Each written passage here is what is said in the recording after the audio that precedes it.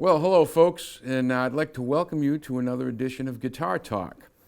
Here we talk about guitars. We love all kinds of them. We love the old ones, the new ones, the ones you plug in, the ones you don't plug in. And we hope you learn a little something coming away from this show. I'm real excited about today's show, and I think you're going to learn a lot from it and from our guest. There's very few people left that really had any first-hand experience with the great Reverend Gary Davis. For those of you who have not been introduced to the Reverend, his music, and his legacy, you'd be wise to look him up. People like Bob Weir from the Grateful Dead, David Bromberg, Raleigh Brown, Jorma Kaukonen, that's just a tiny drop of those who had first-hand learning and teachings from the Reverend. He made the impossible look easy, and his musicality was just as amazing as his technique. And today we have somebody that had some first-hand experience with the Reverend, and he's given myself a few lessons as well. And I'm proud to introduce Andy Cohen. Andy, thanks for making the long journey here to the Silver City. All the way from Lee. Yeah, yeah. How you doing, folks? And Happy to be here. You were what's referred to on your website as lead boy for a brief period for the Reverend. Could you tell our viewers what it means to be a lead boy? Blind musicians often have what are called lead boys. It can be anybody, but usually it's a young man, pre-adolescent male, who take them around. They collect the money. Sometimes they're students of the blind musician. Yeah. Mance Lipscomb spent some time as lead boy for Lemon Jefferson, for instance. Ah. So being a lead boy is kind of like being an apprentice. So how did you find yourself in the fortunate position to become lead boy for probably the greatest guitarist that's ever lived? Dumb luck. I was living in Chicago, and I was doing a little work for Richard Harding, who owned a place called The Quiet Night at Wells and Goethey. It was right next to Mother Blues. This was about 1967. And he said, he knew I was a guitar player. And he said, I got Reverend Gary Davis coming for 2 weeks. You want to put him up? And I said, do I want to put him up? Wow. You know, of course I want to put him up. So he stayed with me on Armitage for about 2 weeks. And during that time, I got a few hands-on lessons. Yep. And I took him around to a few places, and we met some people. I was disappointed that I couldn't bring him down to meet Jim Brewer, whom I knew by then. Yeah. Jim Brewer is another blind man who played on Maxwell Street for almost 50 years. Wow. Every Sunday. So and he was in town. the Reverend had to have some real trust in these people that assisted him. I mean, out of necessity. Well, yes and no. Manny Greenhill was his manager then from Folklore Productions. And Manny was famous for sending Reverend Davis off on a college tour or to a college on a bus or a train or standing out in the middle of Brooklyn hitchhiking or something. Yep. Knowing that on the other end there'd be some Jewish cowboy with a cowboy hat on his head and a D-28 in one hand and a bottle of hooch in the other, waiting to get a lesson. And Reverend Davis did like going out. Mm-hmm. So he played at the Quiet Night for a couple of weeks. And I learned I just observed him. Yep. It's more what I took away from his demeanor than what he actually told me in terms of. Yeah.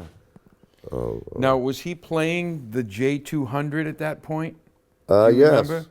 Yes. There's an interesting story about that J200. I mean, that's the guitar people see in the current videos available. I know he had others, a Bouzouki, but the 200 seems to be that big-bodied beast. Yeah. Boy, he made a racket on that thing. He did. He did. He had a blonde Maple J200. Yeah, one of the early ones. That he got from Briggs and Briggs, and the way he got it from Briggs and Briggs was this. He was in town to play a gig because his manager, Manny, had set it up. And to pass the time, he went to Briggs and Briggs and he played every guitar off the wall, just like we do. Yeah. I go to the Music Emporium and I play every guitar off the wall. I go to Griffin Instruments and I play every guitar off the wall. He did the same thing. And Manny had a deal going with Briggs and Briggs. You could get 20% off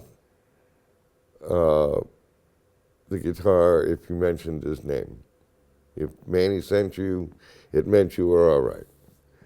So he got a call in his office, one of the clerks kind of timorously saying, there's a blind man, there's a black man in here, and he's got hold of the biggest, most expensive guitar in the place, and he won't let it go, and he says to call you. And so Manny came down to Briggs and Briggs from where he was. And he said, Reverend Davis, what's going on? He said, I have to have this guitar. He said, but you don't have that kind of money. And I know, you got to buy me this guitar. You got to buy me this guitar. I don't have that kind of money. He said, you know I'm worth it. You know I'm worth it. Wow. And he bought him the guitar. That's fantastic. Yeah. Reverend Davis had all kinds of guitars. He dealt in guitars. He knew a guitar. He knew a good guitar because he could hear its sound. Yeah. He had amazing hearing and amazing dexterity. And he also had amazing brass. If you look at the finger positions that he uses to play the guitar and how he divides his hand up on the fingerboard, he's doing that because nobody told him he couldn't. Right. He heard something, went after it. And he got it. He remembered the location on the fingerboard and the very tunes running through his head, which it must have occurred at all hours. Yep. I mean, he said he got his best pieces, came to me in a dream. The amount of counterpoint and harmony that was taking place in the chord shapes that he used and moved around is astounding. And repeated listens continues to bring you new information and revelation the more you listen to him. And you're the only person I've ever seen and sat with that really can move those shapes around with that kind of accuracy. Oh, there's a bunch. There's others, yeah. There's others. Rick Ruskin, Ernie Hawkins, Bill Ellis, Ari Eisinger, Frankie Bazille. Ernie used to be from up this way, I think, didn't Ernie he? Ernie is from Pittsburgh. Pittsburgh, Ernie okay. Hawkins is from Pittsburgh. Yep, great player. Yes, and a great human being. What do you know what some of the Reverend's influences might have been, things that he would have heard back in those days? Well, okay. I'll tell you what I know. It's not a whole heck of a lot. Reverend Davis was brought up in the church, obviously, by his grandmother, Evelina Cheeks. He came from a way back part of the boonies, about 50 miles from Greenville, South Carolina. He was born in 1896. Not much to do but tend his grandma's chickens and go to revival meetings with her.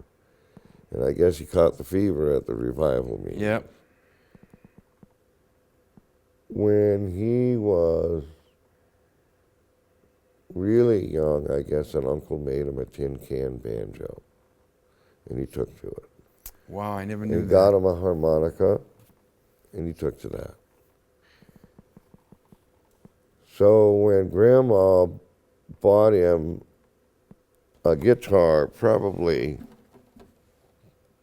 about like this one. This is a 1903 year model Washburn 112, and somebody brought him a guitar like this, and they put it in his hands, and he played it that quick. Wow. He said he'd heard somebody coming down the lane, and they were playing Candyman. Can I play Candyman? Please do. He played Candyman. This is the piece he always taught his students first. And there's reasons why he did it that way.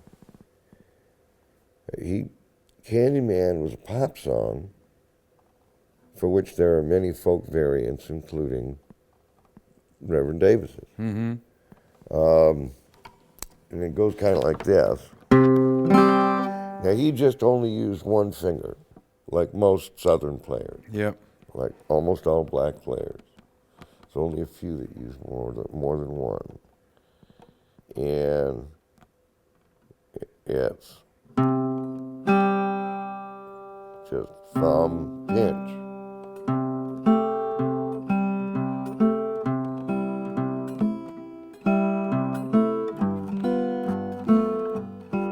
And if you stagger that, you get an awful lot of broken chords in harmony.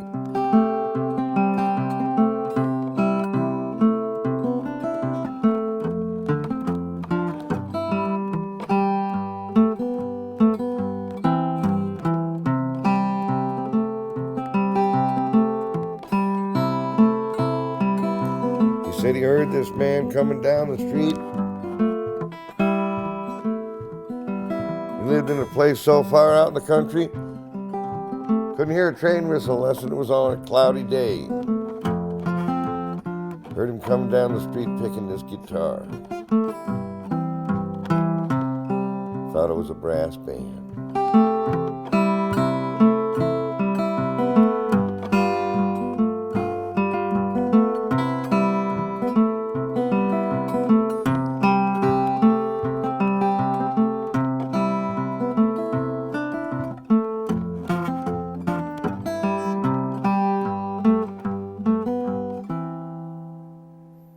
Beautiful. Yeah. Beautiful. That's Reverend Davis, more than most players, is a finished musician. He finished himself, but he finished himself by hearing what other people couldn't hear Mm-hmm. and expanding on it beyond just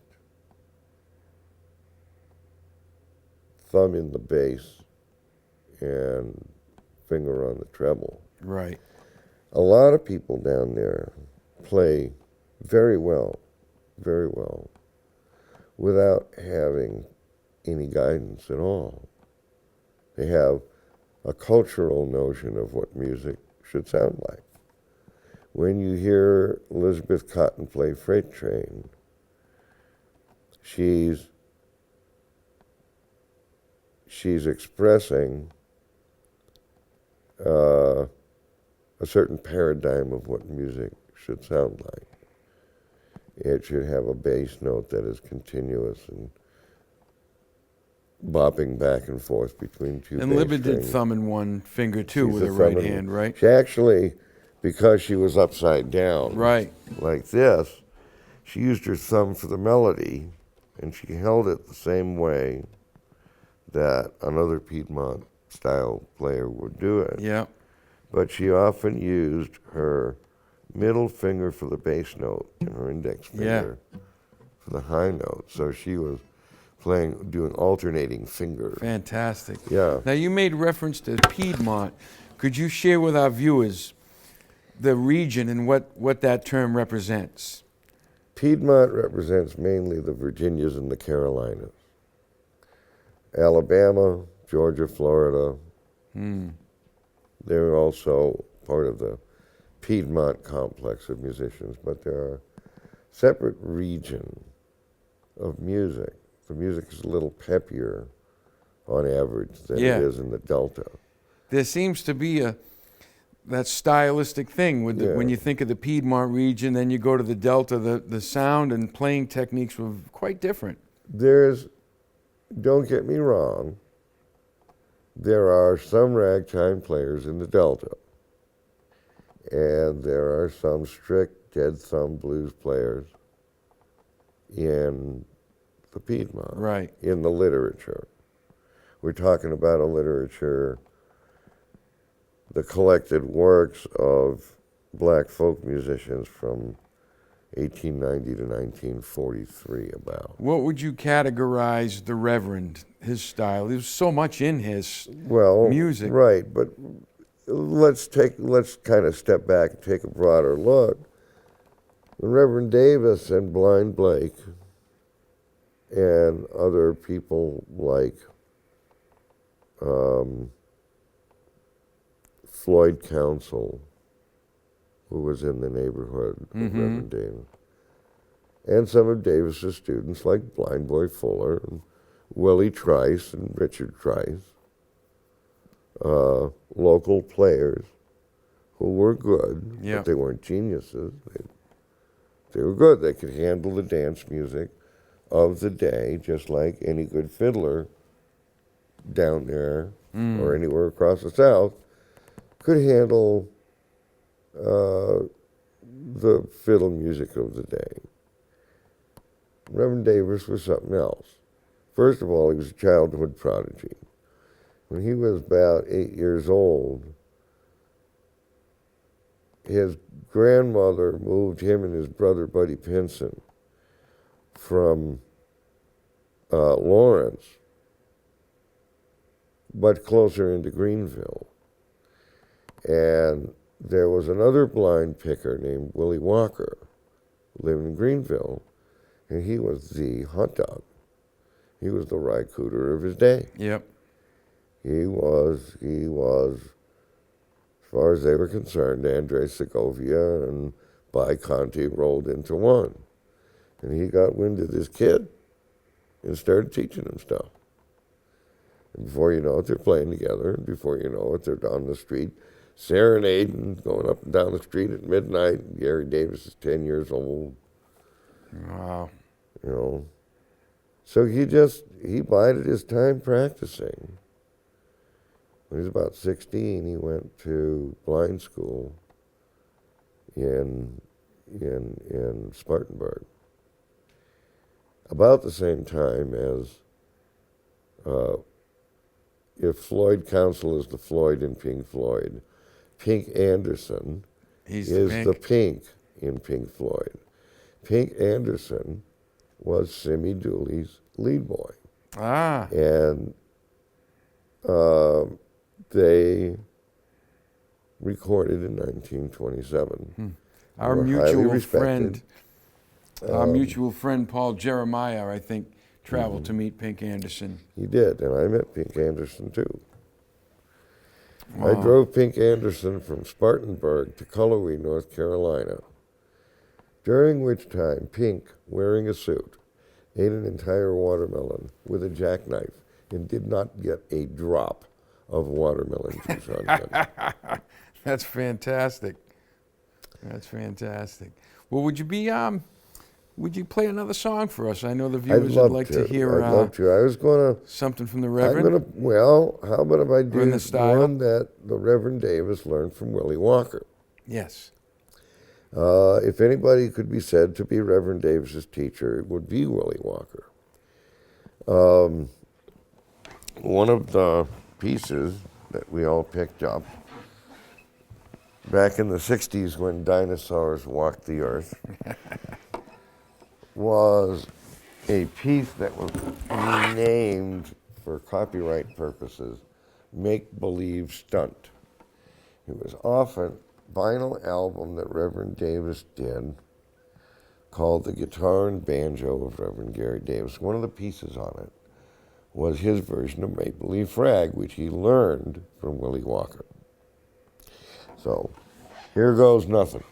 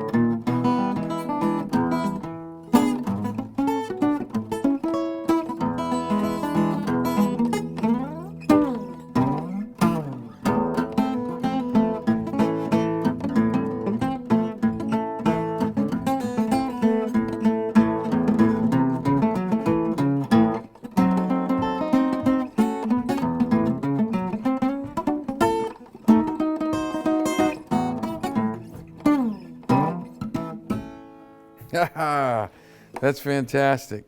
I love Actually, it was a the little use bit of clammy. the chord shapes. You know, you move in and out of diminished and major shapes with little effort, because all that harmony is so close together right there within that, and it's really an ingenious It's an ingenious way of system, moving them and around. is It a really system. is. That's always been my point about Reverend Davis. Unlike most players who just kind of fumbled around on their own until they found something to do, Reverend Davis's approach was systematic, and it was systematic by not by sight but by sound.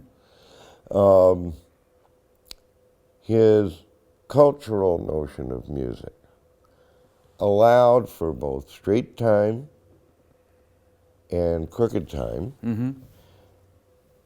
It allowed for canonical harmony and on the ground notions of harmony. It allowed for elongation, spontaneous elongation, syncopation, spontaneous composition, adaptation in a framework sufficiently complex that the melody drove the rhythm and the harmony. The syncopation is so critical in his music. It's What he was doing was no different in concept than what Fats Waller and James P. Johnson were doing on the piano. It's the very same kind of music. and he got all the same amount of counterpoint, inclusive in the music. Well, there's more notes on a piano. Yeah, But Reverend Davis thought of the guitar as if it were a piano. He said, this is your fretting hand. You got three hands when you play a piano, play a guitar. You got your fretting hand, your bass hand is your thumb, and your right hand, your left hand is your thumb, and your right hand is your index finger. And he could make the two interact in such a way as to produce a third line. that's amazing. He had now his repertoire, his recorded repertoire is about 225 pieces, many of which he did over and over.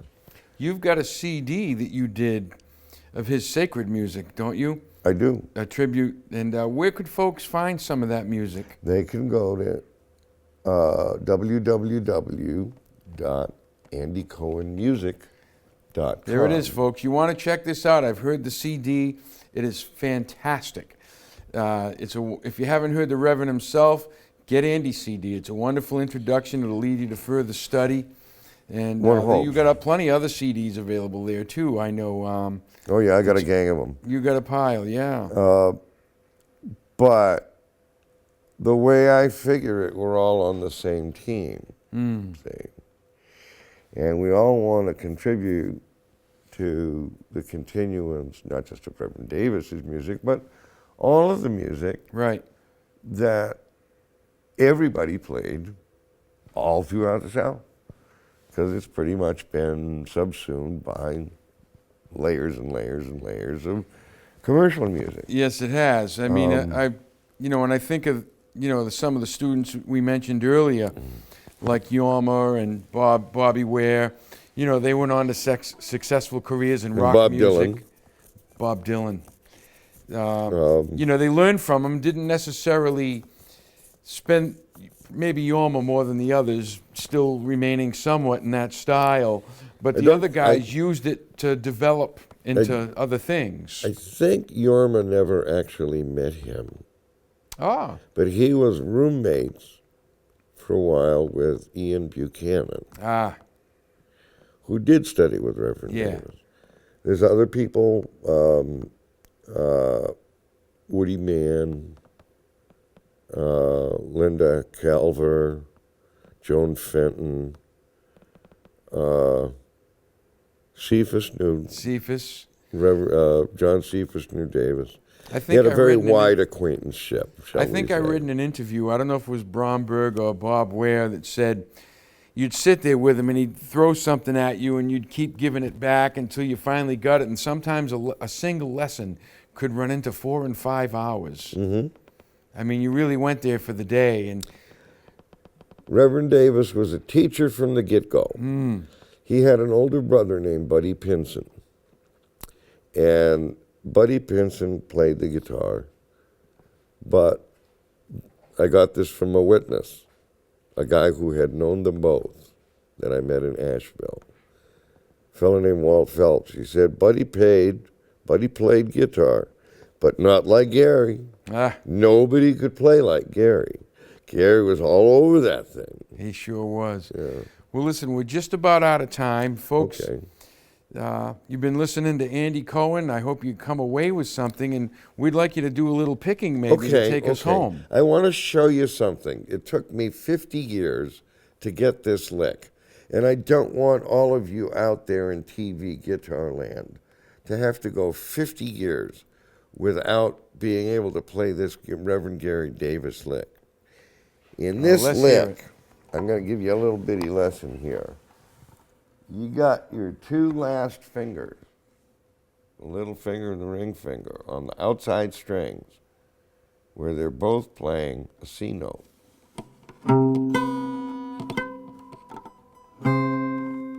Okay?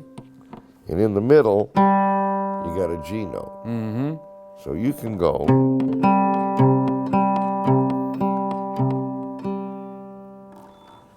And there's a bunch of songs, particularly the ones in the key of C that Reverend Davis does. And I'll just do one of the, you use this lick, it's a slide from a first position C to this one. This is trying to get home, and you'll see how he uses this lick. Everything is functional. And it works. And one of the ways it works is that it allows him to keep his thumb going boom chang, which is what he did with it. That's what he was doing. Either that or a shortened stroke that was an alternating thumb, or a very short stroke where his arm would be moving up and down to do runs with. That's awesome.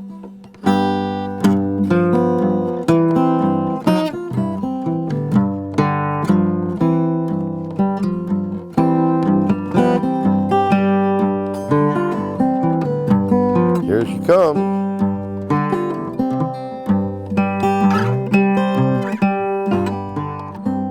So simple.